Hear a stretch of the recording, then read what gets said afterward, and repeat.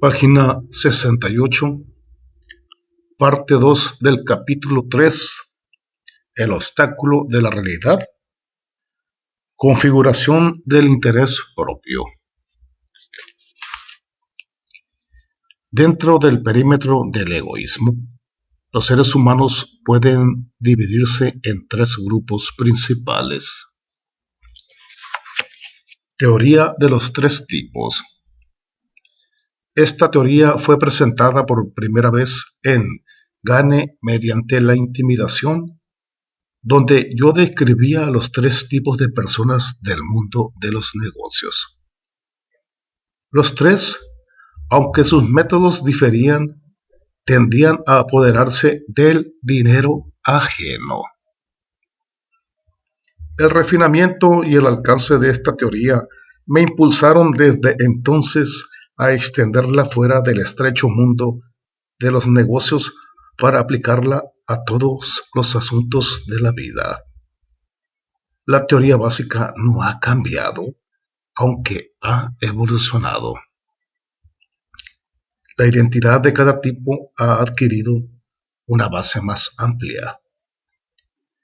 El tipo número 1 es un individuo que sube y reconoce abiertamente que actúa en su propio interés. El tipo número 2 es una persona que sabe que actúa en su propio interés, pero que intenta hacerle creer a usted otra cosa. El tipo número 3 no sabe o no quiere saber que siempre actúa en su propio interés. Por esto parece muy sincero cuando intenta hacerle creer que, ante todo, piensa en usted. Sí. Sin embargo, prescindiendo de sus razones o de lo que ellos afirmen, los tres actúan en su propio interés. Y esta es la línea divisoria. El tipo número 1 no intenta engañar a nadie. El tipo número 2 intenta engañarle a usted. El tipo número 3 se engaña él mismo en primer lugar y luego, de forma inconsciente, intenta engañarlo a usted. A lo menos que puede conducir el desconocimiento de la teoría de los tres tipos es a un continuo sobresalto y a la decepción. Decepción ante el hecho de que las personas en realidad no pueden, actúan sin egoísmo, como usted podría creer que deberían ser, que no se están moviendo por egoísmo. Puesto en una perspectiva adecuada, el egoísmo no es bueno ni malo, es simplemente una realidad. Cuando se entrega usted a actos irracionalmente egoístas, puede dañarse a sí mismo y a los demás. En cambio, cuando la conducta de usted es racionalmente egoísta, aumenta las posibilidades de que obtenga un trozo de pastel y de que los demás resulten generalmente beneficiados de este modo de obrar. Al actuar de esta manera, lo que hace que algo sea bueno para usted no impide que también lo sea para otras personas. Aun cuando es posible actuar a favor de los mejores intereses de la gente, es importante saber que este no será nunca el principal objetivo de usted. De hoy en adelante no deberán asustarlo las palabras egoísmo e interés propio. Realidad de la naturaleza humana número 2. El juego de las definiciones. Hay que ver los juegos a que se entrega la gente. Nunca dejan de fascinarme. He aquí uno al que jugamos todos. nos demos o no cuenta de ello. Teoría del juego de las definiciones. Cada palabra, cada acto y cada situación son definidos por cada ser humano de manera subjetiva, generalmente de modo que encajen cómodamente con sus actos y o las circunstancias del momento. Todos participamos involuntariamente en el juego de las definiciones, por ser cada uno de nosotros un ser humano único que se diferencia de los demás por determinados deseos, gustos, prejuicios, experiencias y rasgos personales. Vemos las cosas de manera distinta. El modo de proceder más prudente en la vida es el de dar por sentado que cada cual, consciente o inconscientemente, usa una guía de definiciones parecidas a esta. El bien es lo que yo hago. El mal es lo que hace usted. Lo correcto es lo que yo hago. Lo incorrecto es lo que hace usted. Lo honesto es lo que yo hago. Lo deshonesto es lo que hace usted. Lo justo es lo que yo hago. Lo injusto es lo que hace usted. Lo moral es lo que yo hago. Lo inmoral es lo que hace usted. Lo ético es lo que yo hago. Lo falto de ética es lo que hace usted. Y el juego sigue y prosigue. Si tiene usted una idea de cómo se juega el juego de las definiciones, estará mejor preparado para llegar a ser el número uno.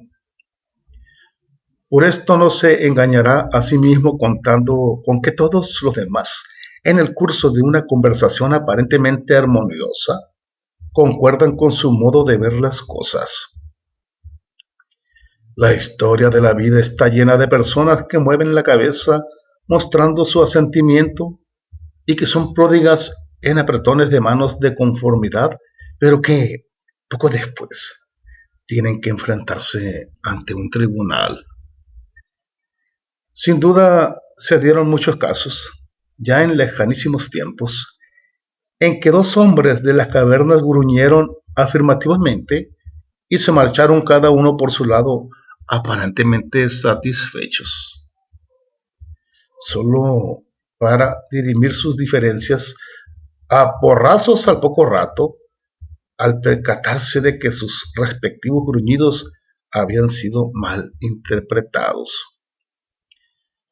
Las dos grandes ventajas que aquellos cavernícolas tuvieron sobre nosotros fueron las de que entonces no disponían de abogados para empeorar las cosas y no tenían que esperar 2 o 3 años a que sus casos se ventilaran en los tribunales.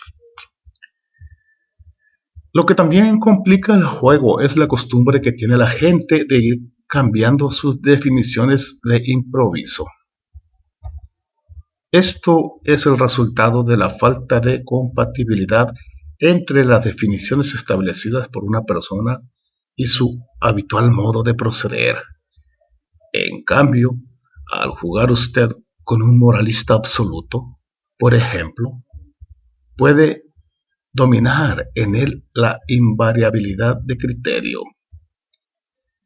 El moralista absoluto, en sus incesantes esfuerzos para convertir a usted a sus modélicas normas de moralidad, se entrega al juego con un ardor sin igual. Y si puede forzarlo a aceptar sus definiciones, pone con ello los cimientos de una actuación, la de usted, que siempre redundará a favor de las conveniencias de él antes que en beneficio de las de usted. Teoría del bivales y el primo. En esencia, se trata de una teoría dentro de otra teoría. Hablando claro, el bivales es siempre la otra persona y el primo es siempre usted. En primaria es algo que la otra persona le hace a usted, nunca es lo que le hace usted a la otra persona. Una vez me vi enredado en un negocio con un hombre cuyas tácticas eran algo abusivas, por decirlo con suavidad. Comparado con este tipo, Al Capone habría parecido el hada buena. Durante una de nuestras reuniones, mientras el hombre, según su costumbre, defendía con tesón sus intereses, exclamó: Mi mujer tiene razón. Siempre me dice que soy demasiado bonachón, que soy un incauto, que siempre me dejo pisar por todo el mundo. ¿Por qué soy así? La mayor amabilidad que este individuo tuvo conmigo consistió en decir perdone, después de sacudir la ceniza de su cigarrillo en mi café. Pero cuando había despejado el camino retratándose como un hombre que se dejaba tomar eternamente el pelo, yo me veía obligado a vigilar que no se justificara pegándome en golpe bajo con cualquiera de las armas sacadas de su saco de definiciones. Puede que no le guste a usted, puede que tampoco me guste a mí, pero lo cierto es que el agresor siempre puede justificar sus actos. El libro que no define nada. El diccionario. La mayoría de palabras del diccionario se definen en él técnicamente y de diferentes modos, lo que solo sirve para animar a la gente a emplear en su lugar sus propias definiciones. Pero aún en el caso de que use usted la definición de una palabra dada por el diccionario, si le sigue usted el rastro buscando las definiciones de las palabras usadas para definir la palabra original, siempre llegará a la misma conclusión. El diccionario deja siempre la verdadera definición al criterio de cada individuo. Tome una palabra favorita del juego de las definiciones. La palabra bien. Bien. Mirando solo la primera definición que se da en el diccionario, leemos: bueno, conforme a lo que es útil. Útil, conforme a lo que es bueno. No hemos tardado en hallarnos en un callejón sin salida. De hecho, el diccionario nos ha dicho, no quiero comprometerme. Decididlo vosotros, muchachos.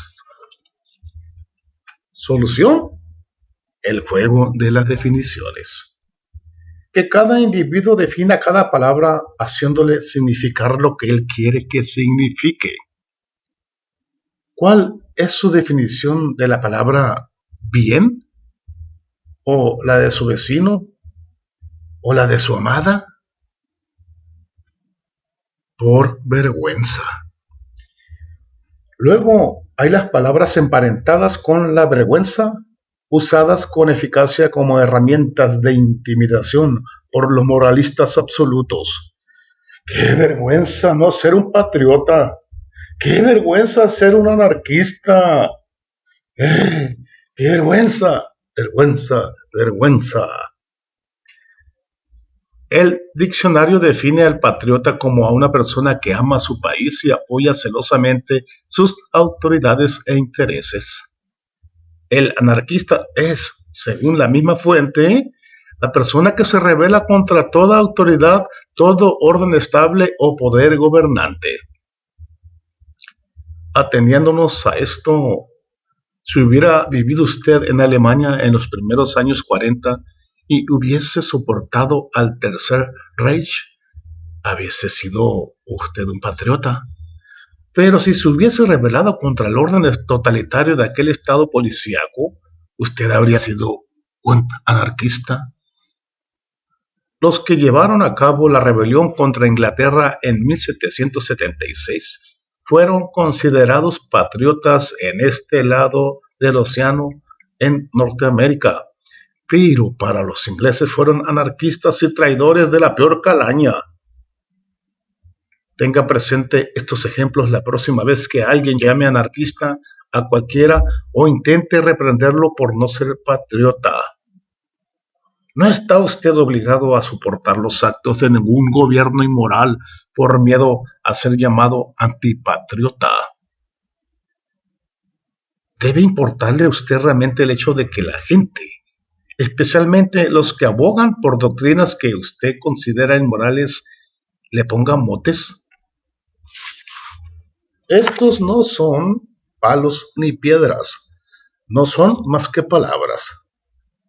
Como tales, no debiera permitir que le hirieran o intimidaran. Sobre todo, no malgaste el tiempo intentando justificarse ante un especialista en poner motes. No lo entendería usted porque ese tipo de personas no son capaces de pensar lógica y racionalmente. Sin embargo, si se acostumbra usted a ignorarlo, acabará por dejarlo tranquilo, permitiéndole que siga usted por el camino que lo conducirá al número 1. ¿Qué prefiere usted? ¿Garganta profunda o la guerra? En un artículo publicado en Newsweek, el fiscal de Memphis, Larry Parrish, afirmó brillantemente: no hay duda de que la obscenidad existe. El Tribunal Supremo ha dicho que existe y el Congreso ha dicho que existe. Sé que le es difícil contener la risa, amigo lector, pero palabra que se trata de una cita literal. Sí, seguro que la obscenidad existe, y yo voy a decirle a usted en qué consiste exactamente. Y es lo que usted cree que es obsceno. El señor Parrish evidentemente cree que esa película llamada Garganta Profunda, Deep Throat en inglés, esa película es obscena. Algún otro podría creer que para un gobierno es obsceno esclavizar a un individuo hasta el punto de obligarlo por la fuerza a una situación en la que o debe matar extraños o dejarse matar por ellos. El gobierno llama a eso ser alistado en las Fuerzas Armadas para que uno tenga la oportunidad de defender su país. De nuevo vemos que todo depende de los ojos de quien mira. Cuando usted dice que alguien es deshonesto, lo que en realidad quiere decir es que usted y él difieren en sus respectivas definiciones de la honestidad. Esto no quiere decir que los principios morales del otro sean más bajos que los de usted. Simplemente no son iguales. Y si esa persona cree que los principios morales de usted son más bajos que los de ella, se trata solamente de un problema de esa persona. No es asunto de usted velar por ese individuo. Su asunto es procurar por el número 1. Lo único que a usted le atañe es asegurarse de que sigue usted con la cabeza en su sitio. Los principios morales de usted deben ser lo que sean según su propia definición. No permita que los demás lleven a cabo su pretensión de establecerlos por usted. Realidad de la naturaleza humana número 3. El juego del trazado de líneas divisorias. El juego del trazado de líneas divisorias es una especie de corolario del juego de las definiciones. La gente no solo define las palabras para justificar sus actos, sino que también las define con sus actos. Cuando, por ejemplo, un hombre roba comestibles porque cree que tiene derecho a ellos, este acto revela su definición de la palabra derecho. Cada individuo traza arbitrariamente una línea de separación entre lo que está bien y lo que está mal, colocándola de modo que sus actos queden en el lado de lo que está bien. El lugar donde los demás tracen sus líneas divisorias puede no parecerle a usted racional según su propia escala de valores, pero a los hombres que piensan con ideas propias no les preocupa la opinión de usted, especialmente si no están de acuerdo con los valores que usted defiende. Teoría del juego del trazado de líneas divisorias. Cada persona traza subjetivamente sus propias líneas divisorias referentes a lo que es o no es un acto correcto, basándose en sus propios principios morales, en los principios morales de los demás o en lo que más le conviene en el momento de realizar ese acto. El resultado de ello es, en mayor o menor medida, que sus actos expresan sus definiciones de las palabras. Como sucede con el juego de las definiciones, todo ser humano participa en el juego del trazado de líneas divisorias, tanto si se lo propone como si no. Mediante cada uno de sus actos, o por su abstención de realizarlos, manifiesta al mundo en el lado de qué líneas se halla. Los conflictos surgen cuando los moralistas absolutos se ponen a trazar líneas divisorias para personas que no son ellos mismos, puesto que no es posible que millones de personas puedan estar de acuerdo en todo y en cada momento, o que se comprendan siquiera un poco. Una afirmación como bien tiene que haber alguien que trace la línea divisoria en algún sitio. Es decir, un disparate. No es más que retórica política carente de sentido. La respuesta obvia a unas palabras tan peligrosas y tan reñidas con la realidad es, pero, a ver, ¿quién será ese alguien que la trace? Por desgracia, jamás ha habido escasez de cruzados, burócratas y dictadores en potencia a punto de ponerse a trazar líneas para todo el mundo. Y, puesto que la realidad es que todos los miembros de una sociedad no pueden estar nunca de acuerdo simultáneamente siquiera en una sola cosa, cualquier línea divisoria trazada por personas ajenas a ellos, ya sea en forma de órdenes, leyes u otra fachada, está destinada a hacer desdichados a muchos seres.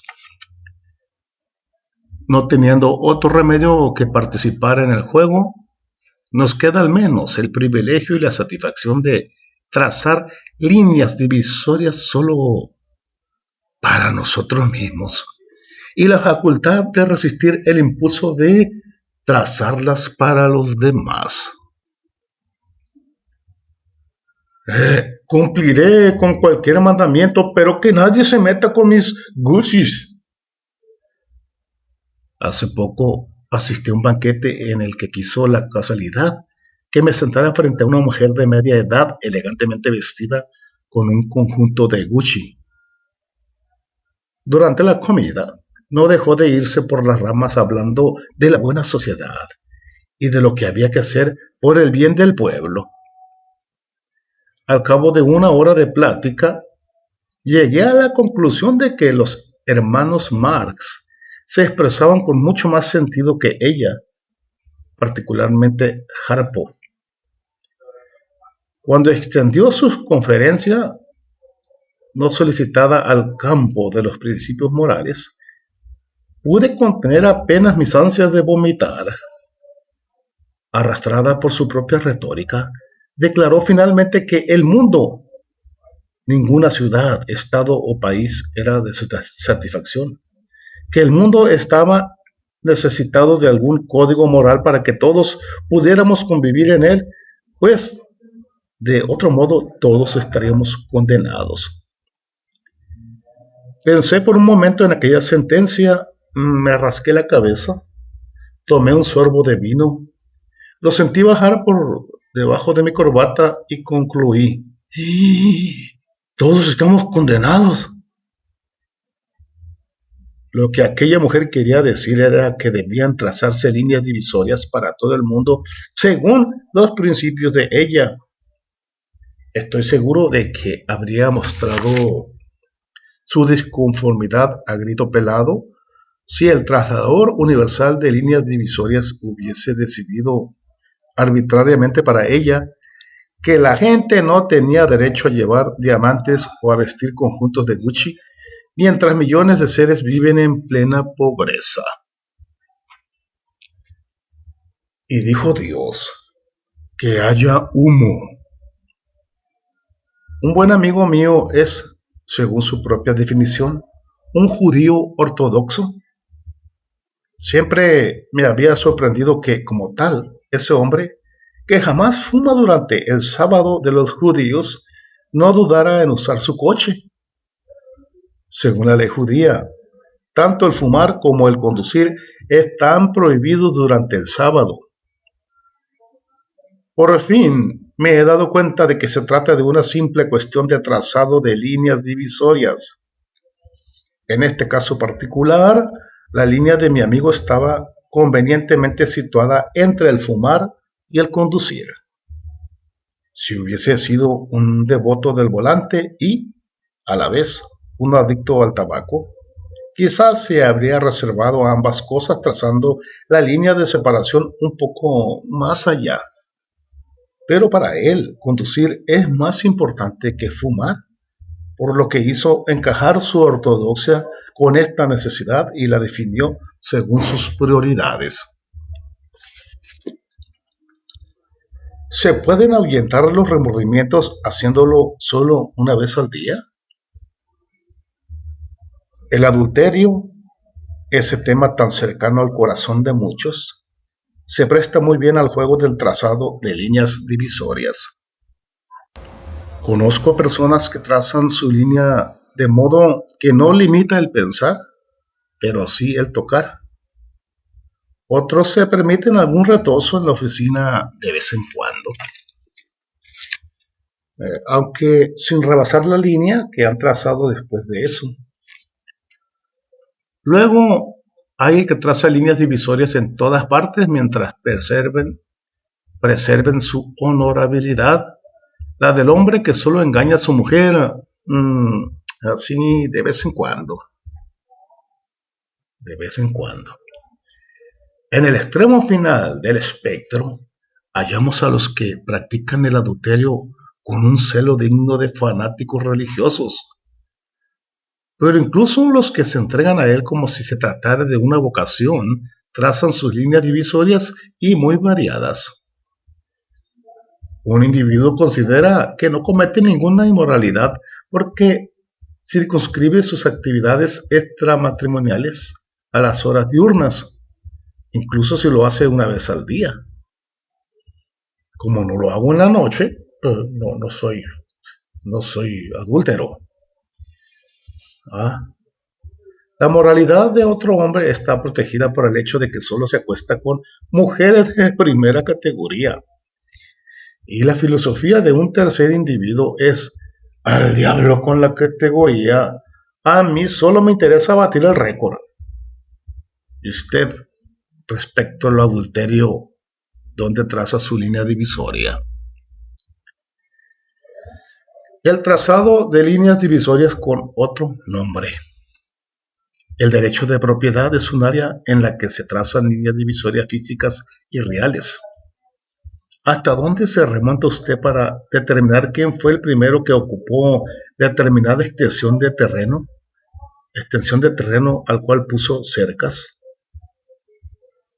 Si hoy día es usted dueño de cierta área de tierra, traza una línea divisoria que le asegura la validez de su propiedad. Pero si ese terreno le hubiera sido arrebatado violentamente 100 años antes, no se sentiría inclinado a aceptar la máxima de que la posesión constituye las 9/10 partes de la ley. Los pleitos sobre la legitimidad de títulos de propiedad territorial son corrientes con las compañías especializadas en rastrear propiedades hasta sus primeros poseedores. El único problema con que tropiezan en los Estados Unidos las indagaciones sobre títulos de propiedad es el de que solo pueden retroceder hasta un punto en que la línea divisoria fue trazada arbitrariamente por los conquistadores del terreno. Esa línea aparece siempre justamente antes de que los indios norteamericanos poseyeran la tierra. ¿Podría usted preguntarse cómo es posible que hayamos podido trazar allí la línea? ¿Cómo es posible que ignoremos el hecho de que los pobladores europeos, unos verdaderos intrusos, se quedaron con tierras de tribus indias que las habían ocupado desde mucho tiempo antes de la llegada de los invasores? La respuesta, desde luego, es que lo hemos hecho jugando al juego de trazado de líneas divisorias. Es precisamente aquí donde nuestros antepasados, ¿acaso se cuenta con que hemos de sentirnos responsables de los actos de seres humanos que ni siquiera conocemos? Sí, nuestros antepasados racionalizaron el trazado de la línea divisoria en la propiedad territorial. A su conveniencia, inventaron algo llamado el destino manifiesto. ¿Está usted preparado para esto? Sí, el destino manifiesto. Según ellos, el destino les ordenó que dominaran toda América.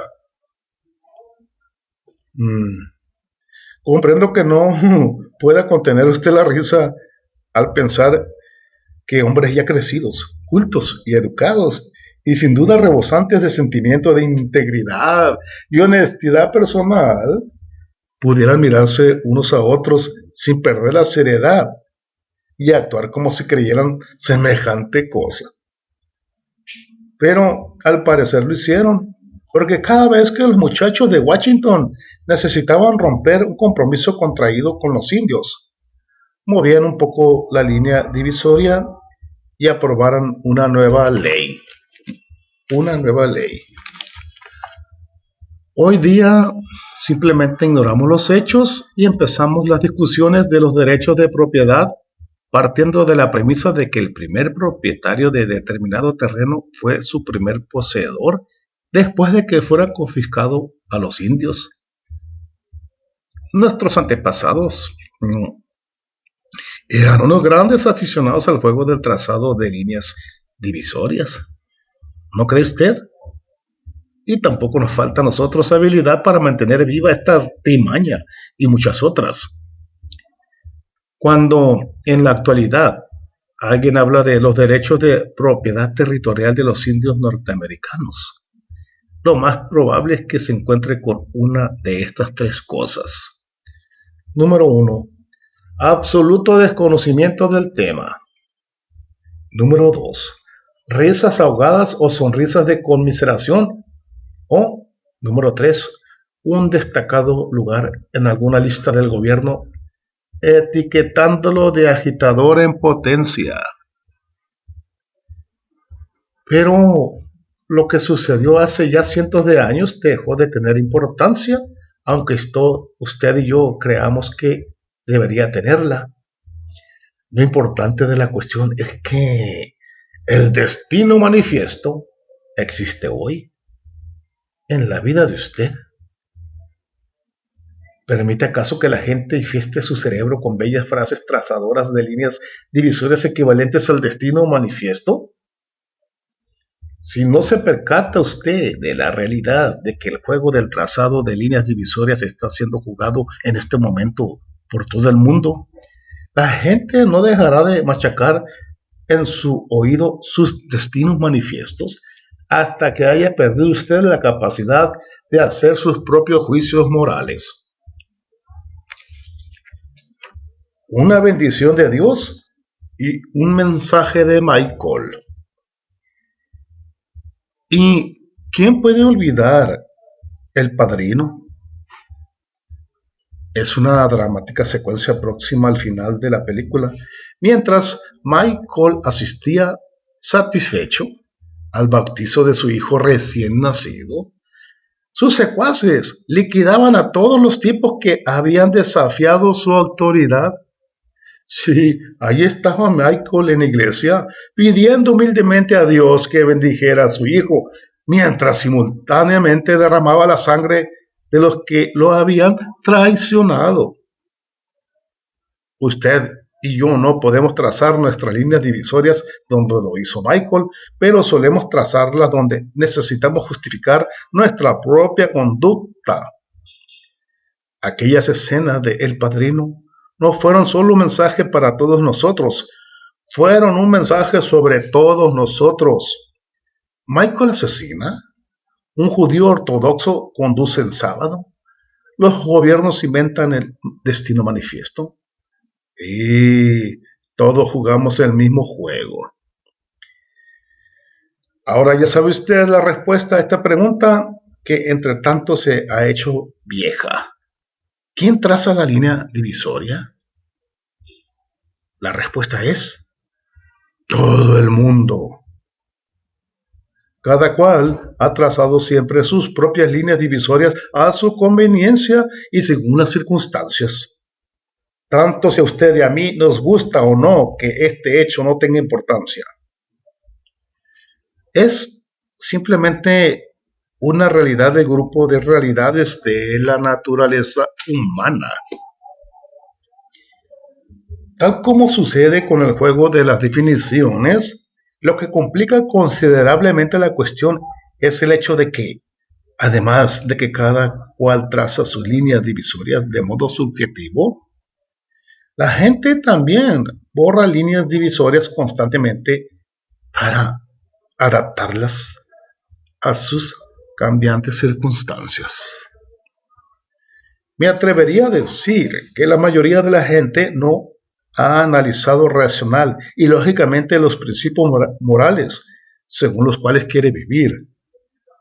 Como consecuencia, cuando algo que ellos quieren se halla casualmente en el lado indebido de una de sus líneas divisorias, cambian simplemente esa línea de lugar, de modo que lo que desean caiga en el lado adecuado. No se deje intimidar por el trazado de líneas divisorias de los demás. La manera como los otros quieren jugar al juego del trazado de líneas divisorias es asunto de ellos, mientras esas líneas no violen los derechos de usted. Del mismo modo, asegúrese de que han comprendido que usted tampoco necesita que nadie lo ayude a decidir dónde deberá trazar sus líneas divisorias. Página 84 y fin del capítulo 3. El obstáculo de la realidad.